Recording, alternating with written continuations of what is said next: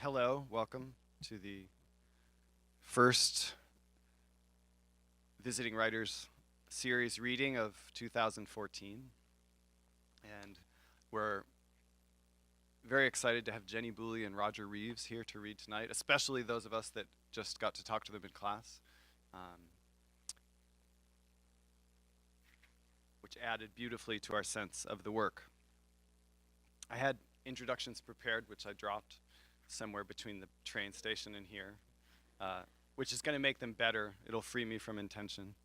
And I'll introduce them straight from the dream cloud of consciousness. That said, I'll also add that Jenny Boully, who is the, I think, program director of creative nonfiction at Columbia College in the MFA program, where she's also in the poetry faculty, betwixt and between poetry and nonfiction, where a lot of her writing happens. One of the reasons I'm particularly interested in it. She's the author of, I think, 5 books, correct?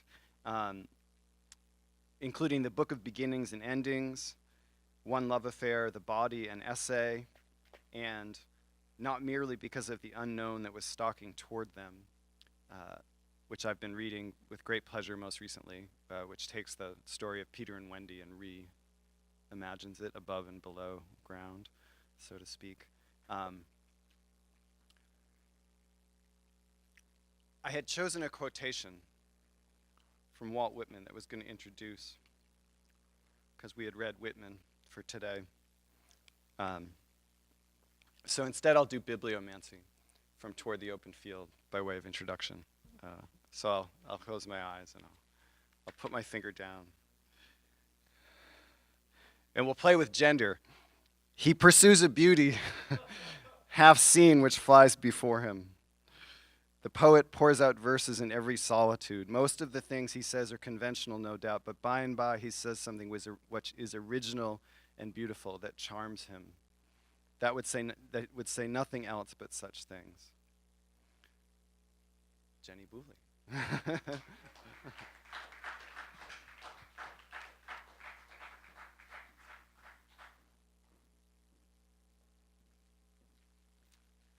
Hi, good evening. Can you hear me?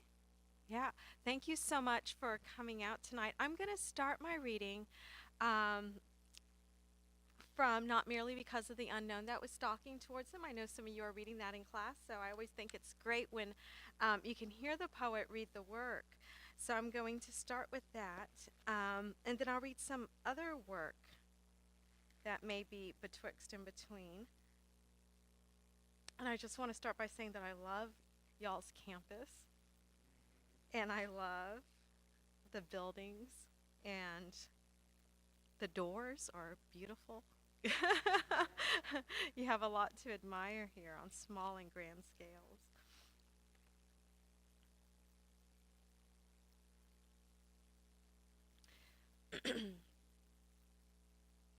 If she lays out 2 spoons, 2 real spoons, and 2 forks, 2 real forks, will he come then to take part in a meal that is wholly imaginary? The food was never real, the food was never really real, and so to send them to bed without a meal hardly meant anything. These things may fit inside a thimble. A pinch of salt, a few drops of water, the tip of a woman's ring finger. I will give you a thimble, says Wendy. I will give you a thimble so you will know the weight of my heart. A thimble may protect against pricks, pin pricks, needle pricks, tinker pricks, but not hooks, never hooks. When he stabs his hook into you, you will see that his eyes are the blue of forget-me-nots. But that is Hook and not Peter, Peter who will forget you, whose eyes are the color of vague memories, the color not of sky, but rather of the semblance of sky, the color of brittle mindedness, of corpse dressings, of forgetting. The window was not left open. There was another boy sleeping in the bed. That is the story that Peter doesn't like to hear. That is the story he will tell you to get you to forget about mothers. Oh, Wendy, if ever you hear me speak about mothers, you must think I am truly speaking about lovers until I remember you. But we aren't really, really married, are we?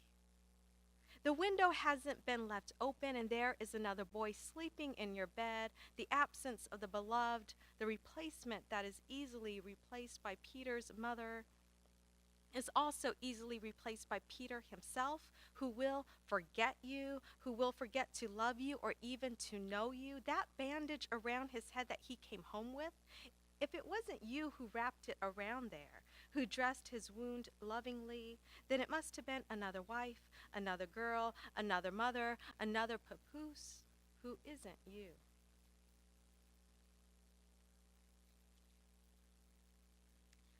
So you see now, he appears to be covered with fish scales. They're all tangled in his hair, in his head hair, his cochlea hair, in the little tuft above his bum, in his pubis down. It was only an adventure, Wendy. It was only, but she knows the look of infidelity, knows the smell of a certain mere lady. Who among them will live forever?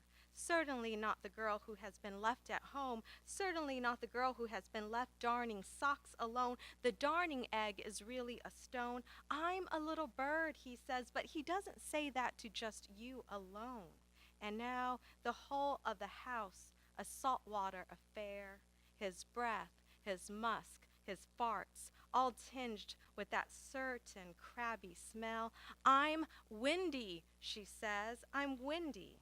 But it doesn't stop there. The bed all a crusty, the floorboards all a sandy, the bath basin all a glittering with mermaid hair. The little cake, it is poisonous. The little cake, it is gorgeous. Toodles, poor Toodles, who has never ever had a mother, wants to partake of the little cake. But it's all green now, all grown over with the green of moss and Neverland forest rot. The cake has grown. It's grown as hard as a stone. The pirates will take it from shore to shore in hopes that the little boys will take it home for some birthday party or other, and they'll all die off one by one. Wendy gives the quiz in past tense. What was the color of mother's eyes, and so on? Wendy, you see, had been forgetting too. For lovers, the past tense may signify a corrosion of both language and time. For the lost boys, it signifies only a new item washed up on the seashore, and that they had forgotten, they think, to eat. What was peach cobbler like when we had it? What was the sand grit flavored when we baked it into a cake? Was the cake then, that one, real or pretend? It's hard to remember when chocolate here always tastes like chocolate when you think of it. Who last blew the candle out? Who last turned 10?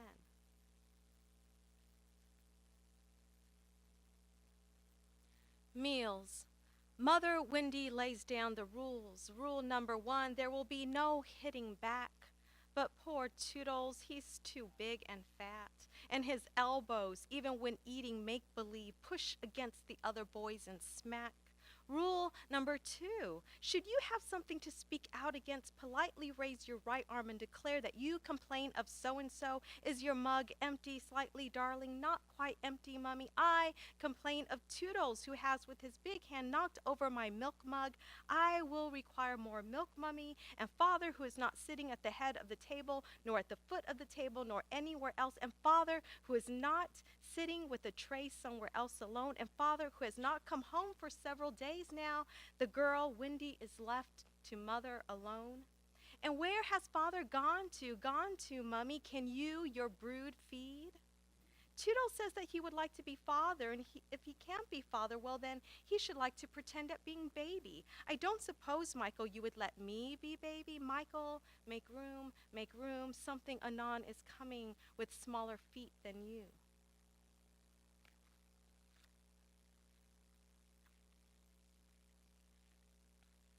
Oh, what can we do if we haven't got a thing to do? Why, you can help me wash your bear suits, says Wendy. But the Lost Boys protest. They haven't taken off their bear suits since. Don't you think, says Wendy, don't you think there's something rather strange and cruel about Peter making you wear them? Especially in this here August heat. But the Lost Boys, what can they say? They haven't known. They haven't ever known. They only do what Peter says. And Toodles, poor Toodles, who always misses an adventure. Toodles, we all know when his belly has a little grown, his bear suit fairly stretches tightly over his tummy. I complain of Peter, he says, who makes us wear these bear suits, but none of the other boys join in. Skylights. He didn't last long. How long was he there? I think it must have been the space of 3 sentences. But that is the storyteller's way to kill, simply to show you how it's done. The body kicked aside, the cigars unmoved, and the pirates simply keep on, keep on. That is what the storyteller has done, Wendy. You didn't last long. The space of a story. If ever you think that the hook is doing something or that Peter is doing something, you must remember that it is the storyteller who is doing something. Morgan, skylights. We don't quite know anything else. And the pirates and the storyteller move on, move on. Skylights, he gave one screech.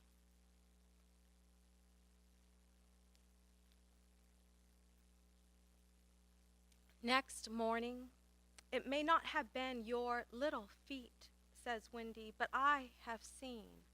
I have seen the imprints of your little teeth all about the dawn.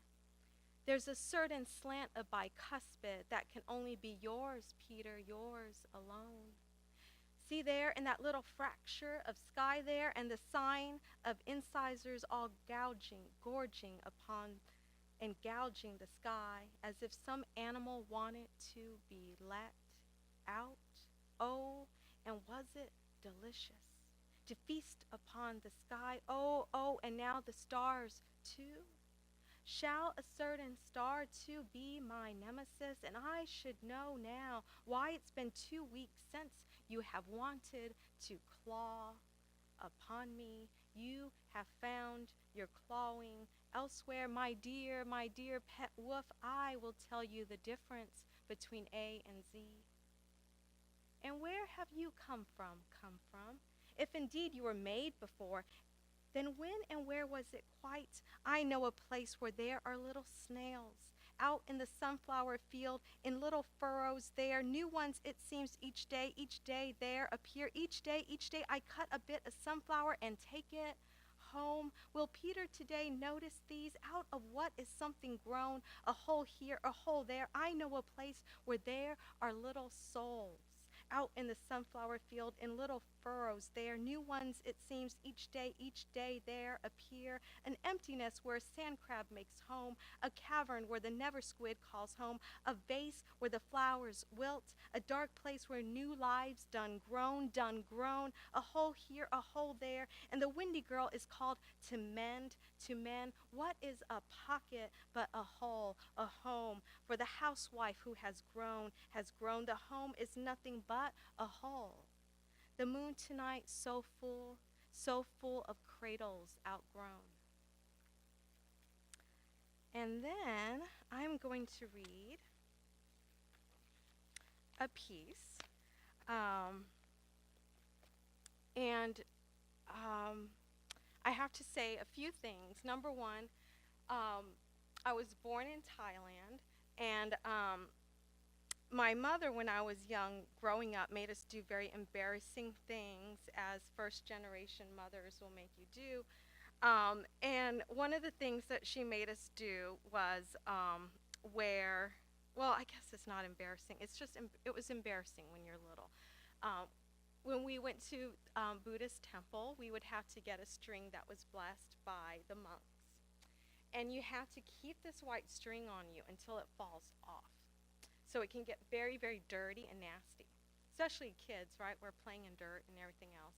And it has to fall off by itself. If you cut it, it's extremely bad luck. It's like suicide. You're cutting life. You're cutting the continuity of life.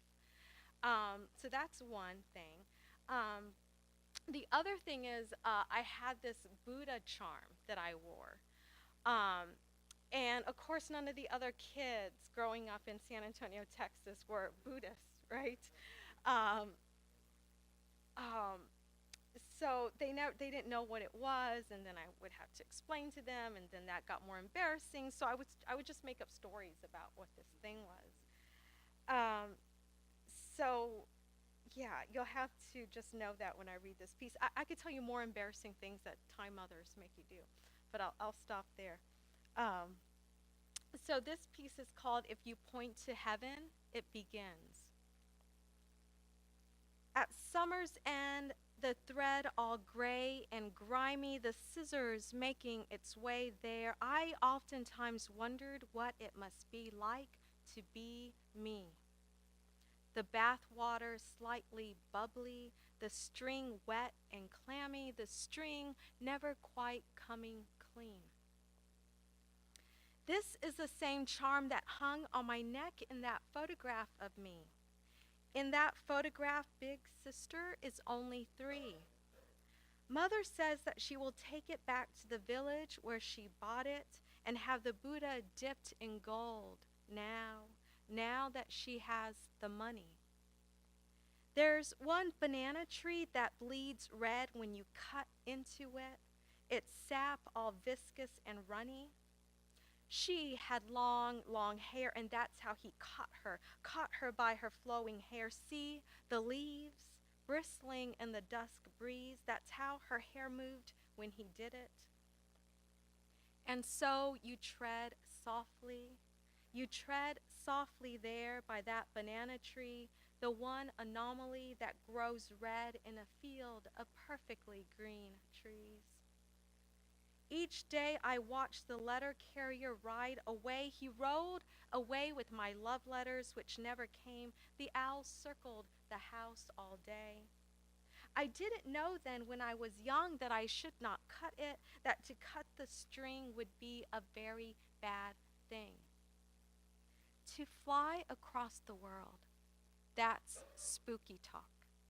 As our ghost, as is the past, as is the way the weather turned on the day of mourning.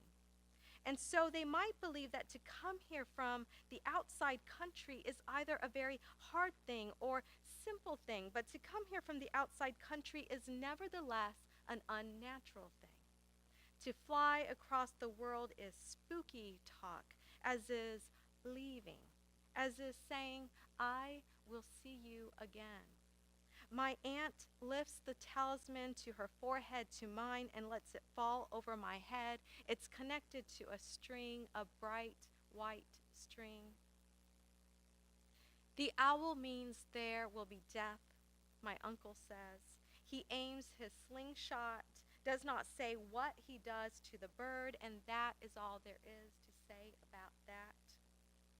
In the schoolyard, the children asking about it and saying, you must be very poor to have jewelry that's only a string.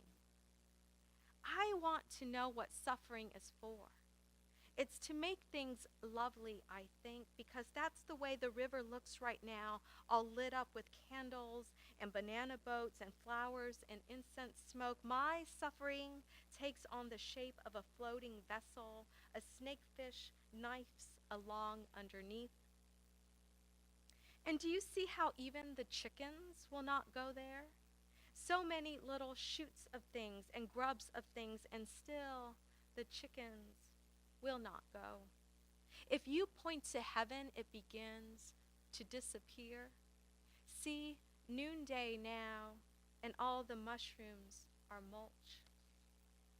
Before leaving, he said that I should never cut my hair, and that is why I cut it when he disappeared. That is why in my passport photograph, I have a look about me that made Mother ask if I had seen a ghost, if I needed to go to temple. That is why when grandmother sees me again, my hair is so short. It is so short because I cut it. I cut it to get back at him. I wondered what it was like to be me, to stop holding all summer the long locks falling on the floor, the curl held taut, the scissors making its way there.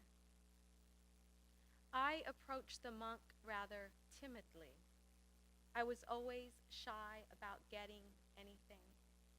That's the place where, before dying, grandmother fell. The silt all red, the mushrooms all drooped down, even the chickens will not. The banana flower all engorged, a deep maroon, little bananas waiting to push through. I wanted to know what it must be like to be me, these people here who all knew me as a baby. In the photograph, I am 6 months old. To be suddenly grown, to be a being that is no longer held, and that is why my aunt places the string about me. All night the owl and the letters never came. In the lotus pond a single stem snapped its pink flower like a maiden bent over to drown. My grandmother chewed and chewed the red mock, the betel nut and limestone paste that turned her white teeth black, her lips all the color of poppies. When she laughed, her spittle bled red. The monk tied the white yarn around my wrist. I watched the monks eat, waited patiently for my turn after that. The noodles and the rice and the various desserts brought to the temple by everyone, for everyone. The birds of paradise, bird upon bird upon bird upon bird, like a little ladder for the spirits to climb. Into the little spirit house, there is where the little lives go, except for the little boy who still cries. We have heard him cry, and that is why we light the incense. She will get it dipped in gold now that she has the money, because that is what you do with your talismans once you get the money. But I would rather that it remained the way that it was when I wore it. All the children in the schoolyard asking, "It's a whistle," I'd say, and blow on it. Something held.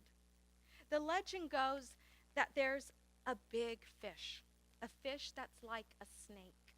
It's a water dragon that lives in the big river.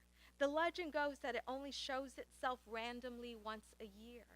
After that, it goes back into hiding.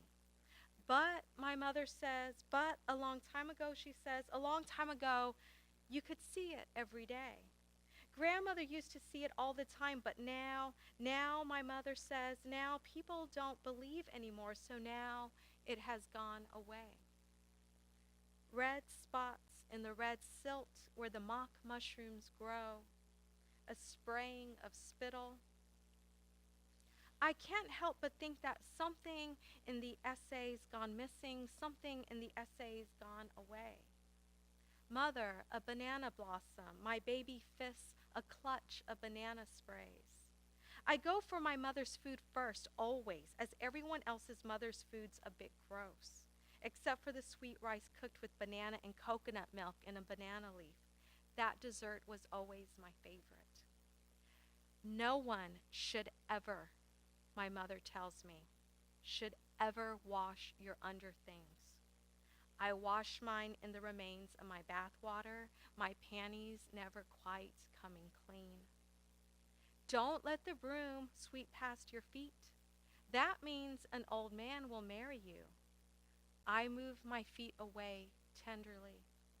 In the photograph, I am less than a year old. In the photograph, big sister is 3. This is the photograph that mother pays for at a department store in the outside country to send home. This is the photograph father keeps in his wallet. This is the photograph that makes me wonder what it is to be me. The love letters never came. At night, I thought of the owl, whether or not its body was in a grave. My uncle takes the frog away.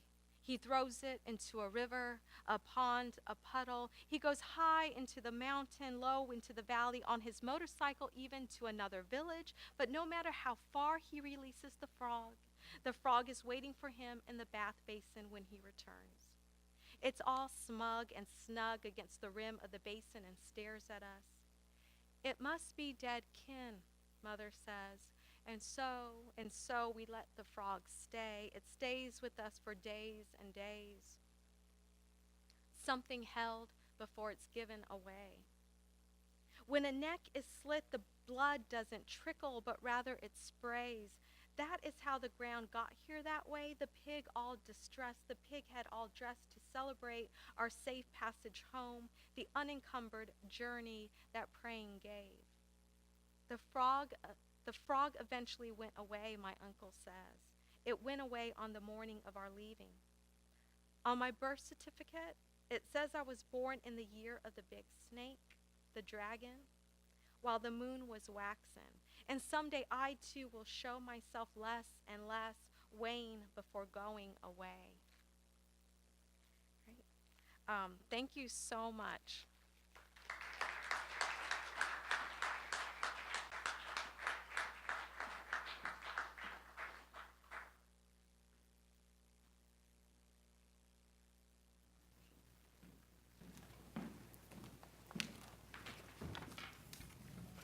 Thank you so much. That was fabulous.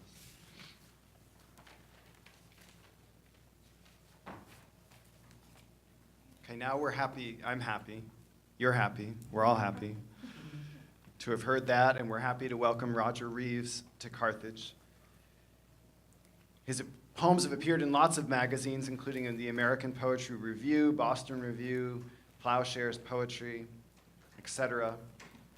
His poem Cletic of Walt Whitman, The Wound Dresser, was selected for the Best New Poets of 2009.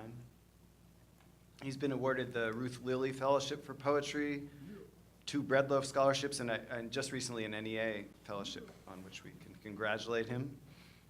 He holds an MFA and a PhD in literature and currently teaches at UIC in Chicago, where the cold city is happy to have him.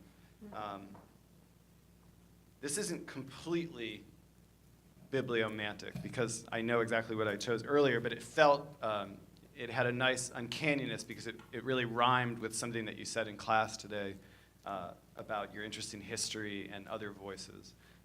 So when I was reading Whitman's preface to Leaves of Grass earlier, which we read in class, I came across this sentence, which is what I chose for Roger. The greatest poet forms the consistence of what is to be from what has been and is. He drags the dead out of their coffins and stands them again on their feet. He says to the past, rise and walk before me that I may realize you. He learns the lesson. He places himself where the future becomes the present. And I think that really speaks to his work, and I'm looking forward to hearing it. Please welcome Roger Reeves. Yeah.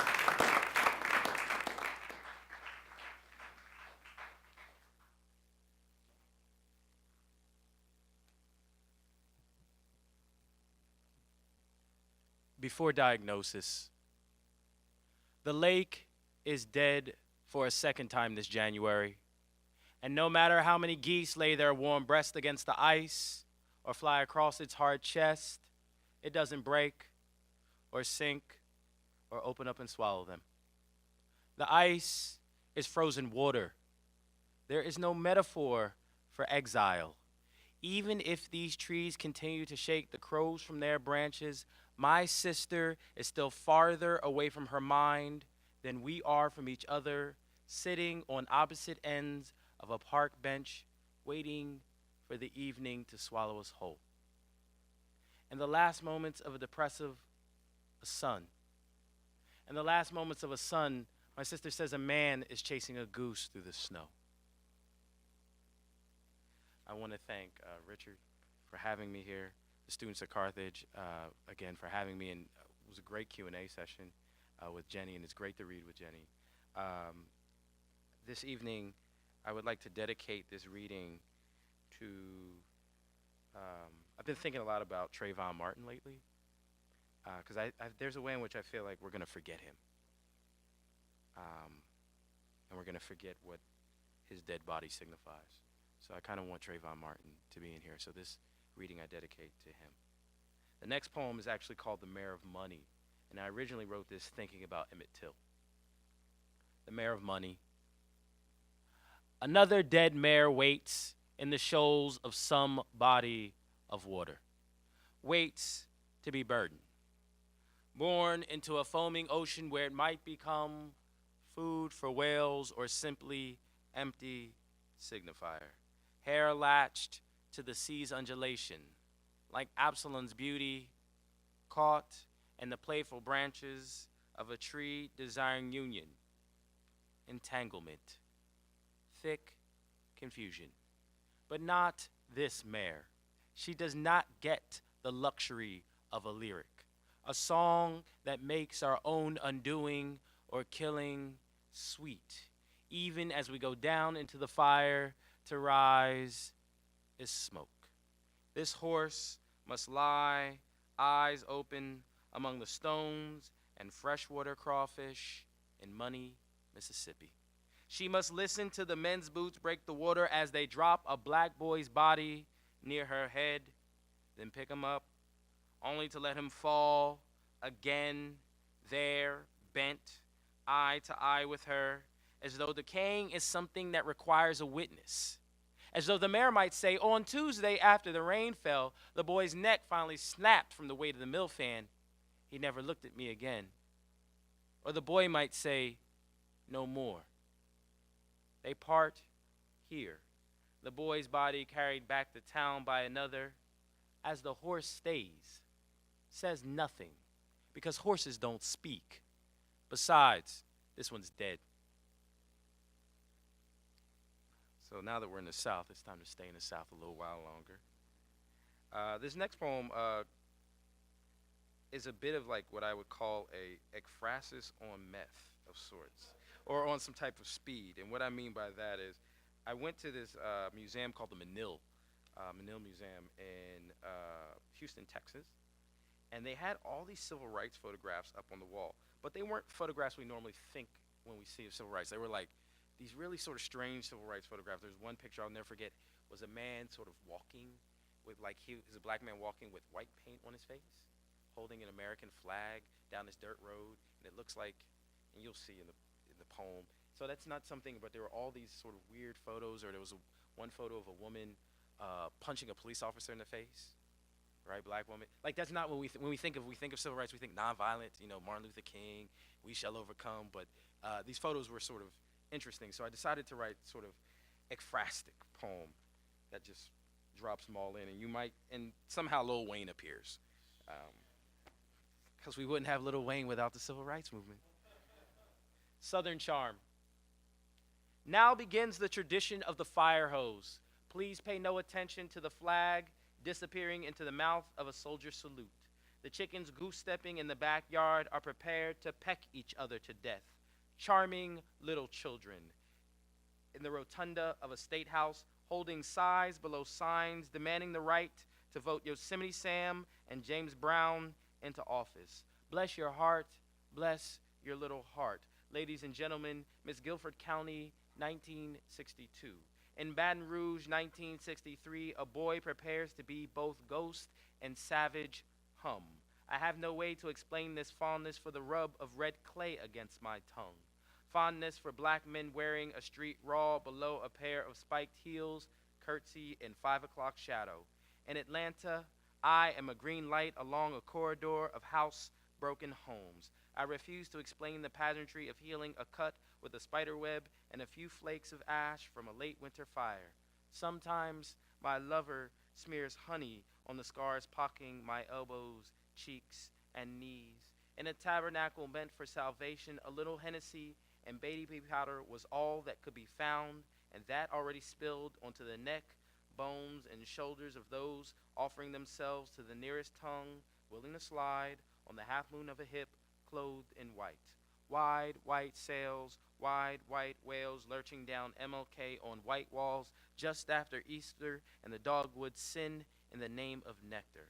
Help me, Holy Ghost. What's in your speaker box? The love below, the gospel of young money millionaires, maybe Faulkner or Chaucer. A parliament of fowls squabbling over the late afternoon sun that fills each blackbird's fat throat. I refuse to explain the hidden source of the South's distemper.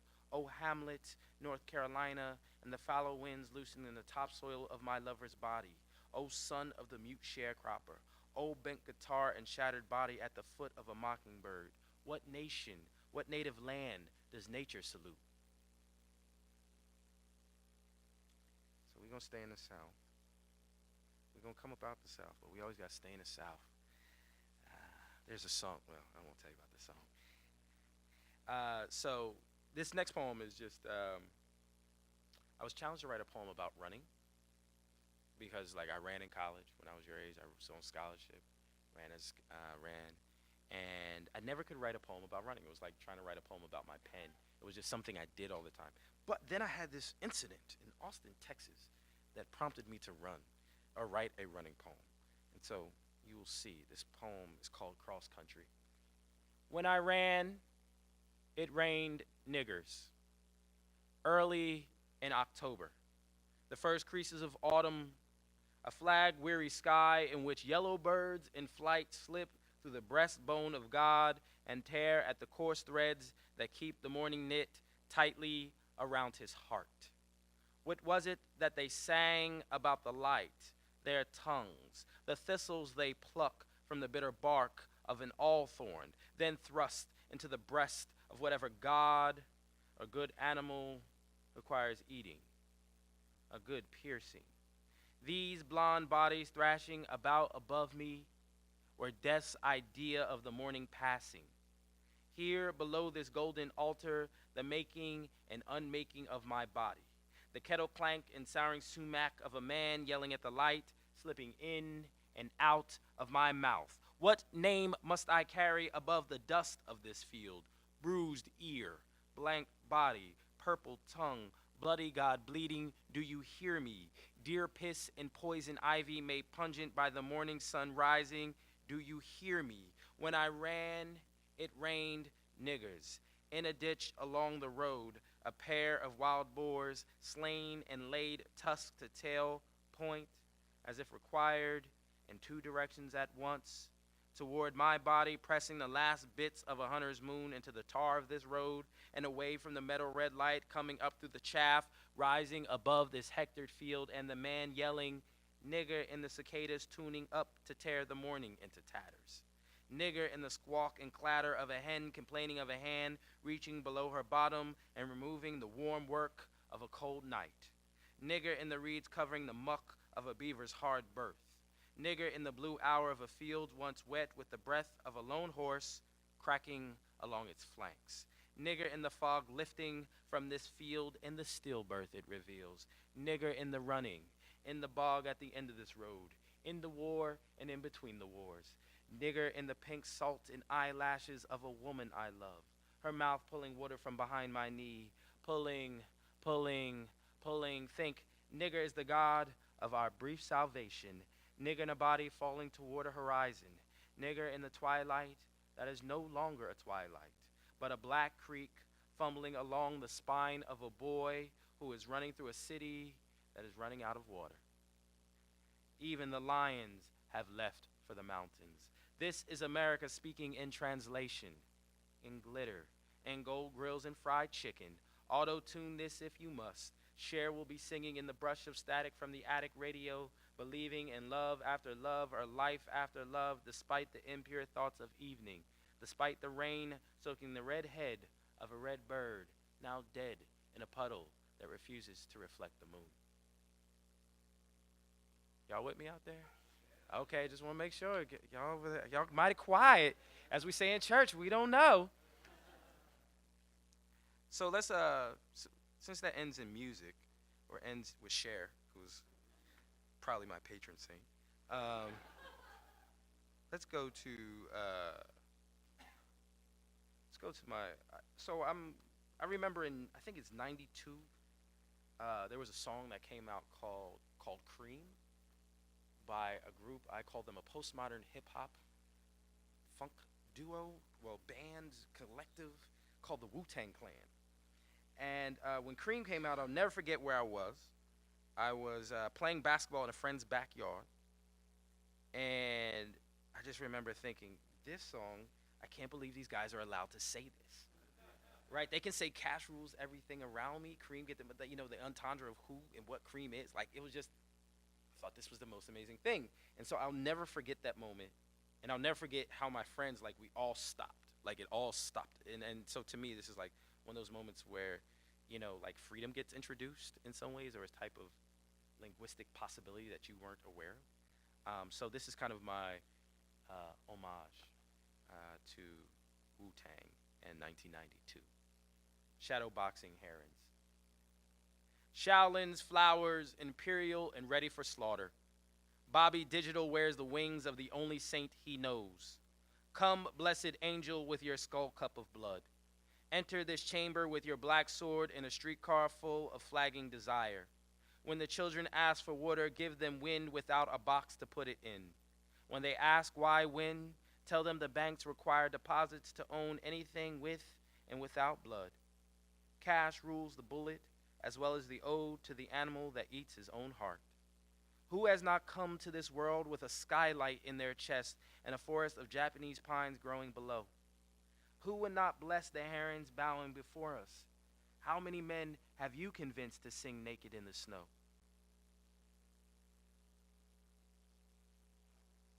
Tiger style. Oh, man. Oh, I love Wu-Tang. I have another Wu-Tang poem, but we won't do that one. So, yeah, we're in the music. So there's this great jazz artist that I found out about when I took a sex, gender, and a jazz body class, right, in graduate school. I had never heard of this woman. Her name was Ernestine Tiny Davis, and I always take time to talk about her because she is amazing, right? She was one of the best trumpeters in the early 20th century. Louis Armstrong tried to buy her away from her band, which was called the Sweethearts of Rhythm. Sweethearts of Rhythm was an all-women's jazz band, and they toured, but that was her band, and she was like, no, we have to have this, like, women's band going around the country and touring. And it's an awesome band. You can find them on YouTube. There's been a few documentaries done. But what's also sort of phenomenal is she was queer and out in the early 20th century. And she started the first ever gay club in Chicago called Ruby and Dee's Gay Place. And it went for like 40 years. And it started in 47, and it was shut in like when she died in the 90s. And so like in 87, it was no more. But it was about her and her lover, right? And that was their business. And this is in Chicago, right? And so I was just like, I have to do something in a poem with this woman. And it was almost like there was a lot of like synergy. And so I thought about this poem as a way of sort of writing homage to her, but also sort of becoming part of that tradition. And so this is called Self-Portrait, is Ernestine Tiny Davis. Call me Hippo. Call the woman beneath me a broken boat, a thin white skiff, a toothpick unhinging a speck of pepper from between my gapped teeth. Call the curtains closed. Call the tour bus to cover my breast. Once a man scraped me jagged as a pine cone. I scraped him white as a star, then left him and his head in a trough beside a pen of pigs. Call the trough home. Call daddy out of this wet house.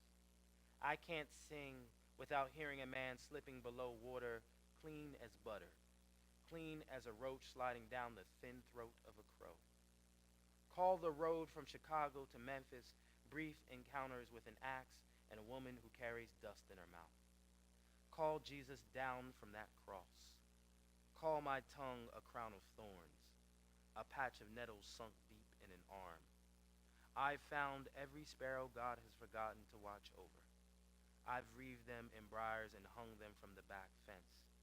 They say they're tired of singing. They sang only to be noticed. I am noticing. They are noticed.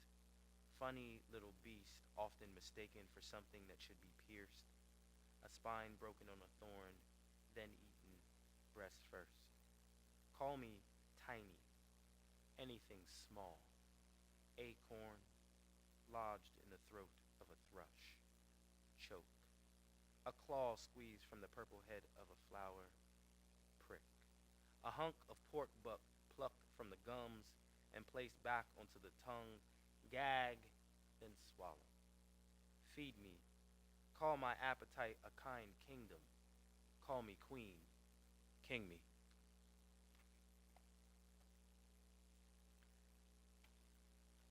This next poem is called Some Young Kings. The Mike Tyson in me sings like a narwhal, minus the nasally twang of sleeping in a cold ocean. The unsightly barnacles latch to the mattress of skin just below my eye. The white horn jutting out from the top of my head. Oh, God bless us mutts. The basset bloodhound mulattoes, the pug-mixed puppies left behind the dog-pound cinder block walls as German shepherds, labradoodles, and Portuguese water dogs turn their inbred behinds and narrow backs at our small-mouth blues.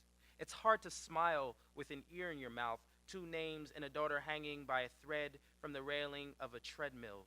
Oh, neck in North Carolina, and a white coat of paint for all the faces of my Negro friends hanging from trees in Salisbury, Greensboro, and Guilford County.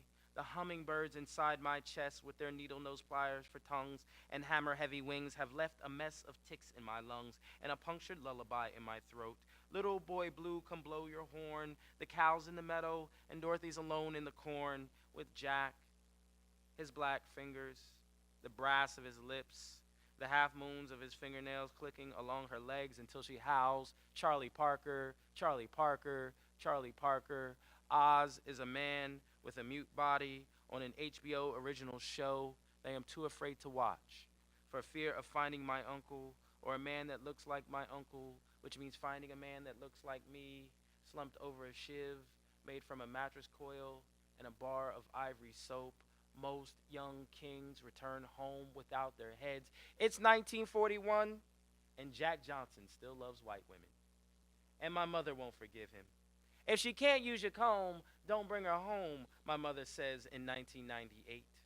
It's 2009, and I still love white women. Charlie Parker, Charlie Parker, Charlie Parker. Often I click the heels of my Nikes together when talking to the police. I am a cricket crushed beneath a car's balding black tires. Most young kings return home without their heads. And I'll just read one more poem. And it's the poem a student referenced today. I like to use my name in poems and then do nothing like myself in the poem. I think that's always fun. And so this is called Someday I'll Love Roger Reeves. Until then, let us have our gods and short prayers, our obligations, our thigh bone connected to our knee bone, our dissections and our swans, our legs gashed upon a barbed wire fence and our heels tucked behind a lover's knees. Let us have a stalk of sugar cane to suck and another to tear our backs with what it knows of disaster and the tadpole's folly. Let us have mistakes and fish willing to come to a bell rung across a body of water. Let us have our drawbridges and our moats, our heavens no higher than a pile of dried leaves. Let us have irrelevance and a scalpel, a dislocated ankle and 3 more miles to run, a plastic bottle to hold nothing but last names and a chill. If none of this will be remembered, then let us keep speaking with tongues light as screen doors clapping shut on a child's finger. For this is love, to press one frame against another, and when something like a finger is found between this pressing, to press nevertheless. For this is our obligation. Let us forget our obligations. For this is love. Let us forget our love. Our eyelids need for beginnings and ends and blood, our coils of hunger that turn another into dried honey on our hands. And what if this goes on forever? Our hours, our drafts and fragments, our blizzards and our cancers. Then let us hold each other towards heaven and forget that we were once made of flesh, that this is the fall our gods refuse to clean with fire or water. Thank you.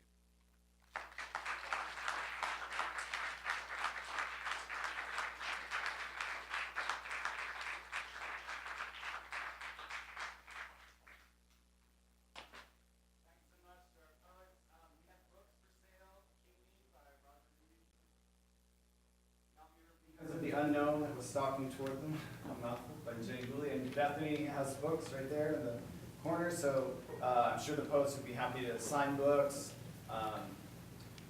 answer questions if you want to come up and talk to them as you get a book or as you're reading. Thanks so much for coming, and thank you both again.